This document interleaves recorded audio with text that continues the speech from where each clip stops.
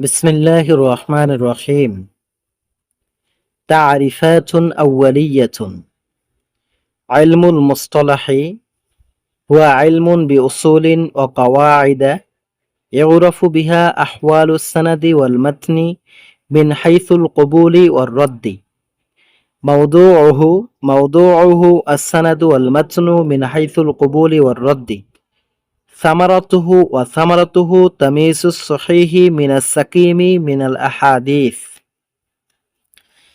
তারিফাতুন আউয়ালিয়াতুন, প্রণিধানযোগ্য পরিভাষাসমূহ অথবা অগ্রগণ্য পরিভাষা সম্পর্কে আলোচনা।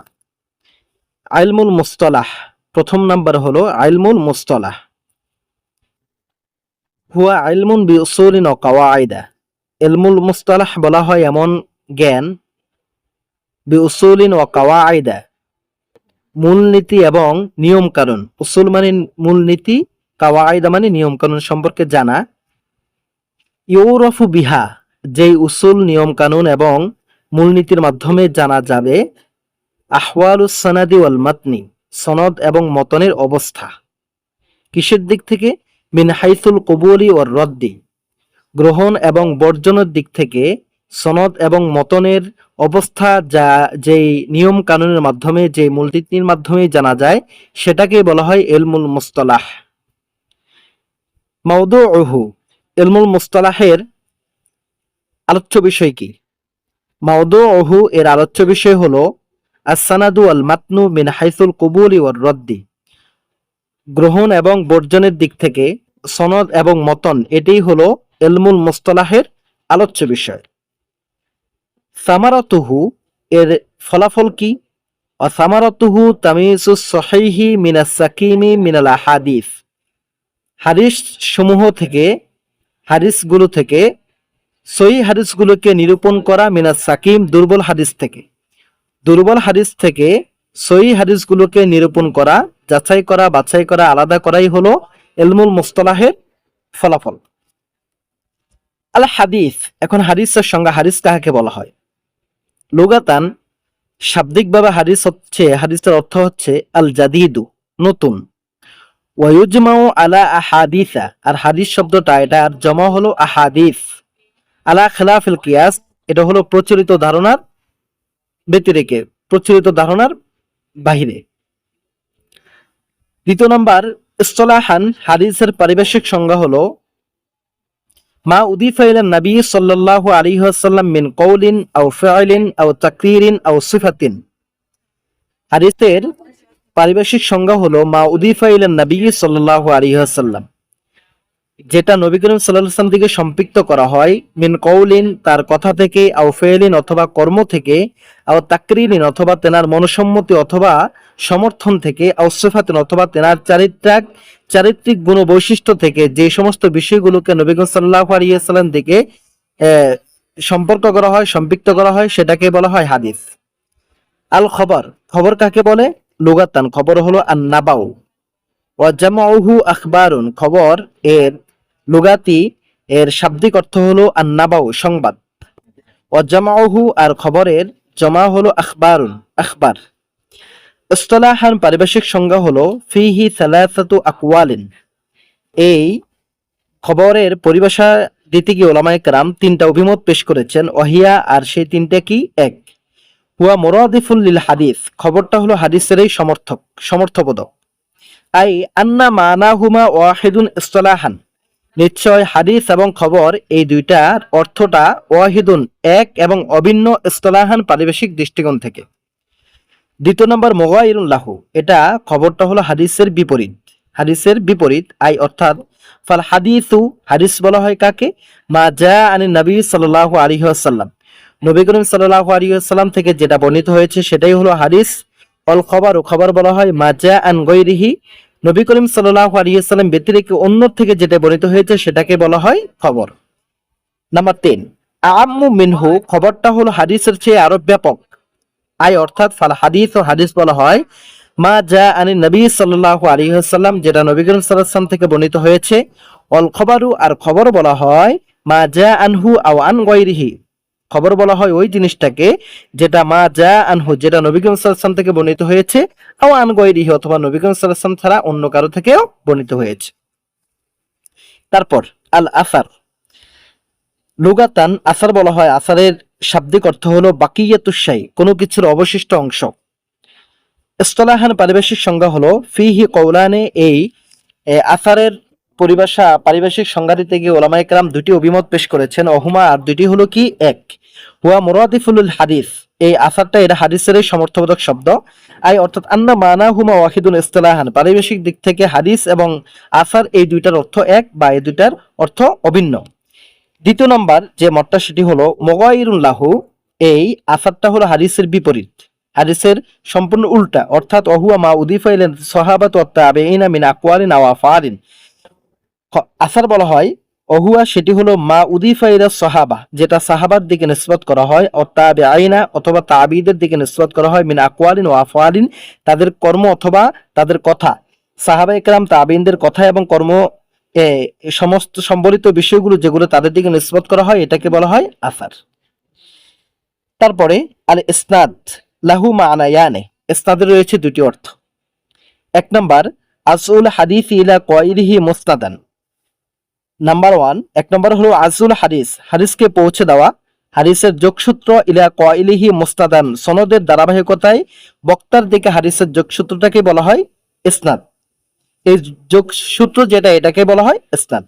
দ্বিতীয় নম্বর সিলসিলাতুর রিজালিল মুওসিলাতু লিল মাতনি, অর্থাৎ সিলসিলাতুর রিজাল, রাবীদের পরস্পর ধারাবাহিকতা, আল মৌসুলাতু, যেটা পৌঁছে দেয়, লিল মাতন, মতন পর্যন্ত, মতন পর্যন্ত পৌঁছে দেওয়া, পৌঁছে দেয় এমন রাবীদের পরস্পর যে বিষয়টা, সেটাকে বলা হয় ইসনাদ।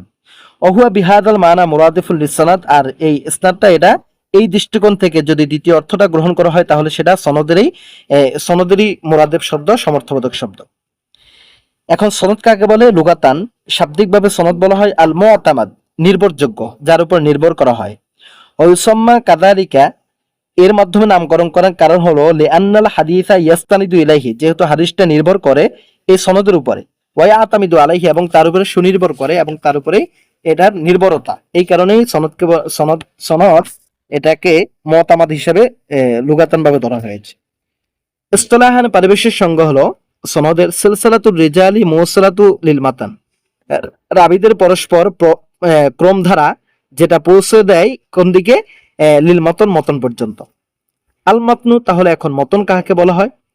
লুগাতান শাব্দিকভাবে মতন বলা হয় মা সলুবা ওয়ারতাফা মিনাল আরদি, জমিনের মধ্য থেকে যেই জমিটা কঠিন হয়ে গিয়েছে এবং উঁচু হয়ে গেছে, এটাকে বলা হয় আল মাতনু বা মতন। ইসতিলাহান পারিভাষিক সংজ্ঞা হলো মা ইয়ান্তাহি ইলাইহি সনাদু মিনাল কালাম, সনদের সর্বশেষ প্রান্তের পরবর্তী কথাকেই বলা হয় মতন। মা ইয়ান্তাহি ইলাইহি, যেই পর্যন্ত পৌঁছে গিয়েছে, আসনাদু, সনদ, মিনাল কালাম, ওই কালাম থেকে, অর্থাৎ সনদের সর্বশেষ প্রান্তের পরবর্তী কথাই হলো মতন, অর্থাৎ সনদের পরেই থাকে মতন, সনদ শেষ মতন শুরু। আল মুসনাদ, মুসনাদ কাকে বলা হয়? বিফাতহিন নুন, নুন বর্ণে জবর যোগে। লুগাতান মুসনাদ বলা হয় ইসমু মাফউলিন, এটা মুসনাদ আবিধানিক দৃষ্টিকোণ থেকে এটা হলো ইসমু মাফউলিন, ইসমু মাফউলের সিগা মিন আসনাদা শাইয়া ইলাইহি, অর্থাৎ তার সাথে কোনো কিছুকে সম্পৃক্ত করা। বিমানা, এর অর্থ হলো আজাহু ওয়া নাসাবাহু ইলাইহি, তার সাথে সম্পৃক্ত করা এবং তার সাথে নিসবত করা, এটাকে বলা হয় মুসনাদ। ইসতিলাহান পারিভাষিক সংজ্ঞা হলো কি? লাহু সালাসাতু মাআনিন, এই মুসনাদের রয়েছে তিনটি অর্থ, তিনটি পরিভাষা। এক, কুল্লু কিতাবিন জুমিয়া ফিহি মারউইয়াতু কুল্লি সাহাবিয়িন আলা হাদাতিন, মুসনাদ বলা হয় ওই সমস্ত কিতাবকে, জুমিয়া ফিহি, যেই কিতাবের মধ্যে একত্র করা হয়েছে, মারউইয়াতু কুল্লি সাহাবিয়িন, প্রত্যেক সাহাবীর বর্ণিত হাদিসগুলোকে একত্র করা হয়েছে, আলা হাদাতিন, পৃথকভাবে, বিচ্ছিন্নভাবে, আলাদা আলাদাভাবে, যেই কিতাবের মধ্যে স্বতন্ত্রভাবে সাহাবায়ে কেরামদের হাদিসগুলোকে একত্র করা হয়েছে, সেটাকে বলা হয়, ওই কিতাবকে বলা হয় মুসনাদ। তাহলে কুল্লু কিতাবিন, মুসনাদ বলা হয় ওই সমস্ত কিতাব, জুমিয়া ফিহি, যেই কিতাবের মধ্যে একত্র করা হয়েছে, মারউইয়াতু কুল্লি সাহাবিয়িন, প্রত্যেক সাহাবীর রওয়ায়াতগুলোকে, প্রত্যেক সাহাবীর বর্ণিত হাদিসগুলোকে, আলা হাদাতিন, স্বতন্ত্রভাবে, আলাদাভাবে, পৃথকভাবে। দ্বিতীয় নাম্বার আল হাদিসুল মারফুল মুত্তাসিলু সানাদান, মুসনাদ বলা হয় ওই হাদিসকে আল মারফু, যেটা মারফু, আল মুত্তাসিল সানাদান, যার সনদগুলো মুত্তাসিল, এরকম হাদিসটাকেও বলা হয় আল মুসনাদ।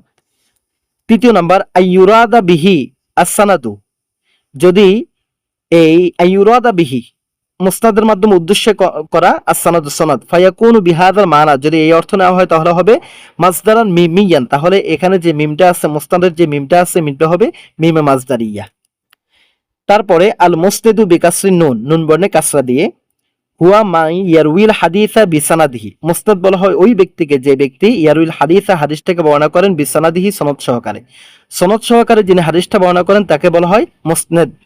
সাওয়াউন আকানা আইনদাহু ইলমুন বিহি আম লাইসা লাহু ইল্লা মুজাররাদুর রিওয়ায়াতি, এই ক্ষেত্রে যে ব্যক্তি সনদ সহকারে হাদিসটা বর্ণনা করেন তাকে বলা হয় মুসনাদ। সাওয়াউন আকানা আইনদাহু ইলমুন বিহি, এই ক্ষেত্রে সনদের জ্ঞান তার কাছে থাকুক, আম লাইসা লাহু, অথবা না থাকুক, সনদের জ্ঞান তার কাছে থাকুক আর না থাকুক, ইল্লা মুজাররাদুর রিওয়ায়াতি, শুধু তার কাছে রিওয়ায়াতটাই আছে, কিন্তু ওই সনদের জ্ঞান তার কাছে থাকুক আর না থাকুক, ওই ব্যক্তিকে বলা হবে মুসনাদ, যিনি মাইয়ারুল হাদিসা বিসানাদিহি, যিনি সনদ সহকারে হাদিসটাকে বর্ণনা করেন।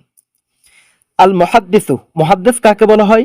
হুয়া মান ইয়াশতাগিলু বিইলমিল হাদিসি রিওয়ায়াতান ওয়া দিরায়াতান, হুয়া মান ইয়াশতাগিলু, যিনি নিয়োজিত রয়েছেন, ব্যস্ত থাকেন, বিইলমিল হাদিস, ইলমে হাদিসের উপরে, রিওয়ায়াতান ও দিরায়াতান, প্রজ্ঞার দিক থেকে এবং বর্ণনার দিক থেকে, রিওয়ায়াতের দিক থেকে যিনি ইলমে হাদিস নিয়ে ব্যস্ত থাকেন, মুশগুল থাকেন, ওই ব্যক্তিকে বলা হয় মুহাদ্দিস। ওয়ায়াত্তালিউ আলা কাসীরিন মিনার রিওয়ায়াত, ওয়ায়াত্তালিউ, এবং তিনি অবগত হন, আলা কাসীরিন মিনার রিওয়ায়াত, অনেক রিওয়ায়াত বিষয়ে তিনি অবগত হন। ওয়া আহওয়ালি রুওয়াতিহা, এবং তিনি ওই হাদিসগুলোর সনদের রাবীর, প্রত্যেক রাবীর সম্পর্কে, অবস্থা সম্পর্কে তিনি অবগত হন, এবং ব্যক্তিকে বলা হয় মুহাদ্দিস। তারপরে আল হাফিজ, হাফিজ কাকে বলা হয়? ফিহি কওলান, হাফিজ সম্পর্কে উলামায়ে কেরাম দুটি মত পেশ করেছেন, দুটি অভিমত পেশ করেছেন। দুটি অভিমত হলো, এক নম্বরে মুরাদিফুন লিল মুহাদ্দিস ইনদা কাসীর মিনাল মুহাদ্দিসিন, অধিকাংশ মুহাদ্দিসিনে কেরামদের নিকট হাফিজ বলা হয় মুরাদিফুল লিল মুহাদ্দিস, এটা মুহাদ্দিসেরই সমর্থবোধক শব্দ। ইনদা কাসীর মিনাল মুহাদ্দিসিন, অধিকাংশ মুহাদ্দিসিনে কেরামদের মত। দ্বিতীয় নাম্বার ওয়াকিলা, আর কেউ কেউ বলেন হুয়া, হাফিজ বলা হয় আরফাউ দারাজাতাম মিনাল মুহাদ্দিসি, তিনি হলেন মুহাদ্দিসের চেয়ে একটু উঁচু পর্যায়ের, তার র্যাঙ্কটা একটু উঁচু। বিহাইসে, এমনকি এইভাবে যে ইয়াকুনু মা ইয়ারিফুহু ফি কুল্লি তাবাকাতিন আকসারা মিম্মা ইয়াজহালুহু, প্রত্যেক তবকার বিষয়ে তিনি যা কিছু জানেন, এই জানাটা তার না জানার চেয়ে বেশি, অর্থাৎ তিনি যে বিষয়ে অবগত আছেন আর যে বিষয়তে অবগত নাই, এই উভয়টার মধ্যে যে বিষয়ে তিনি অবগত আছেন প্রত্যেক তবকার, এই বিষয়টা যদি বেশি হয়ে যায় তাহলে তাকে বলা হয় আল হাফিজ। তাহলে বিহাইসে, এইভাবে যে ইয়াকুনু মা ইয়ারিফুহু, তিনি যা জানেন সেটা হবে, ফি কুল্লি তবকাতিন, প্রত্যেক তবকায়, আকসারা, অধিক, মিম্মা ইয়াজহালুহু, তিনি যেটা জানেন না, তার জানাটা হবে বেশি, না জানাটা হবে কম। আল হাকিম, হাকিম বলা হয় কাকে? হুয়া মান আহাতা ইলমান বিজামিল আহাদিস, হাকিম বলা হয় ওই মহান ব্যক্তিকে, মান আহাতা ইলমান, যিনি অবহিত রয়েছেন ইলমের দিক থেকে, বিজামিল আহাদিস, প্রত্যেকটা সমস্ত হাদিসের বিষয়ে যিনি অবগত রয়েছেন, তাকেই বলা হয় হাকিম। হাত্তা লা ইয়াফুতাহু মিনহা ইল্লাল ইয়াসির, এমনকি তার কাছে ফৌত হবে না একমাত্র অল্প কিছু সংখ্যক হাদিস ছাড়া বাকি সব হাদিস যে ব্যক্তির আয়াত্তা আছে, অবহিত আছেন, সেই ব্যক্তিকে বলা হয় হাকিম। ওয়াহাদা আলা রাই বাদি আহলিল ইলমি, আর এটাই হলো কিছু, ওয়াহাদা, আর এটা আলা রাই বাদি আহলিল ইলমি, কিছু আহলি ইলমের মতই হলো এটা, যে মান আহাতা আলমান বিজামিল আহাদিস হাত্তা লা ইয়াফুতাহু মিনহা ইল্লাল ইয়াসিরু, যে ব্যক্তির জানাটা অধিক বেশি এবং কি তার অল্প কিছু তার থেকে ছুটে যেতে পারে,